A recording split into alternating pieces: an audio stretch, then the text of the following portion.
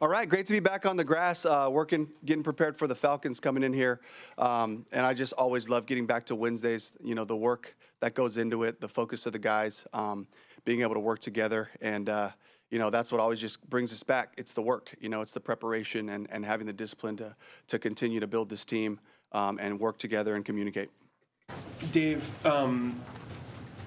yes, Sunday you guys had kind of one of your poor run offense performances, not just because of the score, but what do you think was the issue up front as far as the run game was concerned? Yeah, I thought the Cardinals did a really good job. Just when we were in our base plan and some of our base runs, they played it well. We got a couple of yards out of it. And I think after that with the turnovers and then going in 20-3 into the half, we're in a different mode. And so to me, I believe in the run game. I believe the runs, they start to add more and more the further into the game that you get to. So I would love to get our team to playing that style of football that we're used to, that balanced complementary football of defense and offense where we can run the ball, be balanced, throw play actions, get into our dropbacks and quicks and empties, like we have. I want to see that mix come alive. So certainly not where we want to be right now. But, it's something that if we can just start off with execution, we can start off with playing normal football, we'll see that part come alive. Last year in this Atlanta game, Week 18, you saw both quarterbacks actually play pretty well, very well. Yeah. After which you said Bryce is our guy. Where's your confidence level with him 2 games into this season? Yeah, super high. There's stuff, obviously Bryce would come up here and say he'd like to clean up, from the first 2 games, but I'm fired up about where we're headed, in a game where we had 90 plays, you get a lot of information about the other guys that come in, Bryce and Tremaine making a couple of plays, Hunter continuing to get comfortable in there and certainly T-Mac, because this is 2 games in. So gathering a lot of information about our group as we continue to play was exciting, to be able to just learn that, that's again, I say like the games are so valuable and teach us a lot about our guys. What's it going to take for Jimmy Horn to get more time on the field? Yeah, we're evaluating Jimmy every week, and he's got to just continue to grow and wait for his opportunity, and it's a full team thing, is where does he fit, how does he fit, and that's the part that, Dan and I and the coaching staff are, talking about weekly. In relation to Bryce, we saw there in the second half of the season, he played some of his best ball. Yeah. And Cade Mays was in there at center. Yeah. What kind of role did Cade play in that success, and what did you see from Cade overall back then that has him in this role of getting your confidence in him? Cade was invaluable for us, and he was on the Giants practice squad, and we claimed him back, when Corbs got hurt last year, and he did a great job, settling into the system and really, learning how to communicate with the guys and helping us to function, and he was a big part of that growth. He was in a competition this camp, and he did a great job, and it was close, and Corbs edged him out in the competition of it, but, those reps and that time on task is going to pay dividends for us. Coach, I wanted to... As it gets going, is the current split between Chuba and Rico, especially with Rico on third down, is that kind of what you anticipate, or is that fluid? It's hard to say. It's hard to say. I would love to just, get into the normal flow of our games to be able to see how that rhythm plays out, but I'm glad they're both here. And certainly Chuba's our guy, we want to start it that way, but Rico is very talented, in the run game and the pass game. So, we'll see how that plays out. Coach, wanted to follow up on Legette. How has he responded the last, 2 days? And with the criticism that he's facing, how do you coach up a player who's probably never faced that amount of criticism as before? Yeah, just be the same guy. It's about the work. I truly believe that hard work pays off. And I've seen that happen for players who just continue to battle. You just continue to improve. You attack every day with focus. You attack every day with hard work.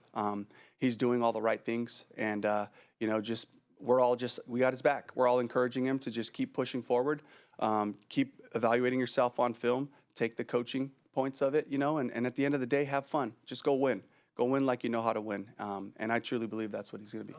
How's his health? Do you expect him to play Sunday? Yeah, so, as a precaution, he just had some hamstring soreness. He started off the practice, and he got through, the individual part of it, and then we just thought it was smart to just kind of shut him down for the day. We'll reevaluate him and see where we're at tomorrow. So he hurt on Sunday? What's that? He hurt his hamstring on Sunday? No, not that I know of. It was today. The soreness kind of just popped up, and we're talking about 90 plays, which he was in for about 65 or 70. I don't remember the exact number, but he got a high volume. There was a lot of guys who had a high volume today that we had to kind of be smart with and manage some different guys, but challenged them after practice today. I said, okay, tomorrow we're putting the pads on and we go. So the guys are responded well to that and that challenge for the group. Dave, we saw Xavier kind of thrive as a red zone weapon early on in his rookie year. Do you see teams maybe playing him differently, or do you think this is more so? I think it's just the ops, I think it's just opportunities in the red zone, and we're designing stuff for X, and we're designing stuff for T-Mac, for JT, and some of those are kind of our primary guys, that we're trying to feature down there, and just the way that it played out, and it's our job as coaches to continue to put Xavier in the best position possible on the things he does really well. And we'll keep evaluating that, and that will help this too. I can't wait to just be able to get him catching the ball and running big and fast, and to be able to just get that first play in and just feel comfortable and just let it rip. What do you see on film from this Atlanta defense, and how much different is it than the one you? They did a great job this offseason helping themselves with some young players and some veteran players, up along the front in particular, with Jalen Walker, with James Pierce, having Leonard Floyd and Ebiketie, who was, a solid player last year as well. They did an awesome job retooling there.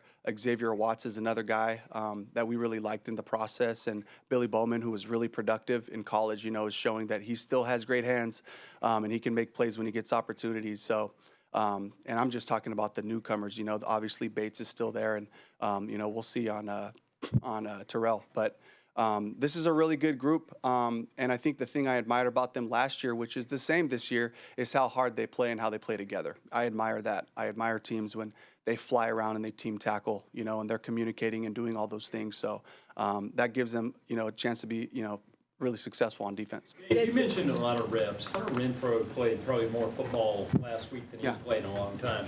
How's he holding up to the physical strain of that part of his job? Yeah, great. And battling through some bumps and bruises last week too to get out there and perform the way he did, and be someone we can count on coming out of it with 2 touchdowns, and we're just continuing to grow together, and learn from the things that he's able to do. But I'm excited about the progression that Hunter's been on. Follow up on the Atlanta defense with the 2 rookie rushers, specifically both local to the area. But I'm curious what may have stood out from your pre-draft interactions with them, and what impact you've seen from Jalen and James. I think Jalen, first and foremost, just leadership. I think tireless worker. That's what you see on film. He's just constantly chasing things and trying to solve problems, trying to find ways to have an impact. James Pierce, the physical traits, the athletic ability, just his linear speed, and his ability to, translate that into power, So these are 2, really talented young players. Go ahead. It's hard to find someone who doesn't say something superlative about Bijan Robinson. His head coach called him the best player in football earlier today. And so what exactly does he pose to this Panthers defense? He's just a really balanced player. He's explosive in the run game and the pass game. He's got great vision, power, quickness, speed, all the things that you want, and I also just his gamesmanship. He's a competitor, and you can see him fighting. You can see him trying to find a way to affect the game and help his team. That week, He had 265 and 4 touchdowns against him last year. What things differently do you got to do against him? Play together, team tackle. We got to rally to the ball. When you have a fantastic player like this, it takes multiple people to make sure they're doing their assignment, and everybody rallying to the ball, everybody being there, and trying to limit the amount of space that he gets. The more space he has, the more dangerous he can be. So it's got to be team football. What do you remember about that Week 8? Like what stuck out to you as you look back at that Week 18 game now, particularly where Bryce and Michael just seemed to kind of be punch for punch back and forth? Yeah, I think it's the speed of play. It was groups that were playing really comfortably together on both sides. There was chemistry there. There was just this simple me to you factor. I've been playing with these guys for a while. I know where they're going to be when they're going to be there, and that's what emerged. And then 2 quarterbacks making really smart decisions with the ball, and finding their opportunities to try to hit the explosive plays, and also just trying to extend drives, whether that's with a short completion, a scramble play, all those things. There's more than one way to win the game, and that's what it felt like to me from both guys. I want to ask you one more on that. I mean, is there anything specifically that you're seeing in what he's doing in his route running or just he's back to catching with his body? Anything that you're seeing that is holding him back right now? Nothing specific. I think it's just a matter of just keep pounding, keep working through it, keep taking the coaching, and the opportunities will find you. And it's not all on X. This is me too. I have to make sure I do a great job of putting him in positions to do the things that he's shown us he can do well in the past. So, I take it personal as well. And that's something that I'm committed to making sure that happens. And, Rob Moore is right next to him. He's in his ear and just continuing to coach him and talk to him. And that's the thing too, is for all the guys, remember who you are. Remember what you've been at your best, and you'll do that again. And that's this type of self-talk that you have to have and believe that if I continue to work, I'll do that again. All right, thank you.